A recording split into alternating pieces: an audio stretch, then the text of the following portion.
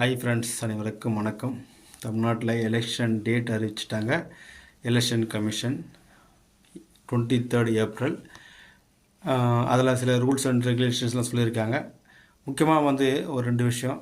Morning 6லேருந்து night 10 o'clock campaign பண்ணிக்கலாம். முக்கியமாக public 15,000 வரைக்கும் 50,000 வரைக்கும் எடுத்துகிட்டு போகலாம்.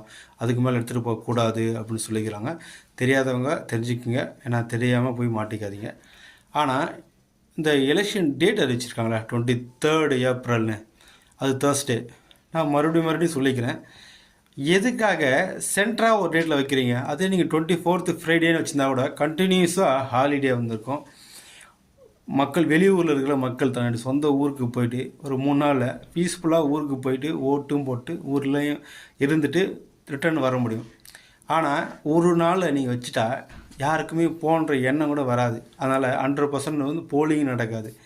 அது யாருக்கு சாதகமாக முடியும்னா, அந்த ஊரில் இருக்கிற மிகப்பெரிய புள்ளிகள் இருக்காங்களே, அவங்க யாராவது ஓட்டு போட வரலையோ அவங்க லிஸ்ட்லாம் எடுத்து அவங்களுக்கு பதிலாக கள்ள ஓட்டு போகிறதுக்கான வாய்ப்புகள் அதிகமாக ஏற்படுத்தி கொடுக்கறதுக்கான ஒரு வாய்ப்புகள் இருக்குது. இதை பற்றி நான் நிறைய அவேர்னஸ் வீடியோ போட்டேன். பட்டு மக்களுக்கு யாருக்குமே இதை பற்றின அவேர்னஸ் இல்லை. என்ன பண்ணுறது? இதை நம்மளுக்கு தள்ளி எடுத்து நினைக்கிறேன். தேங்க்யூ.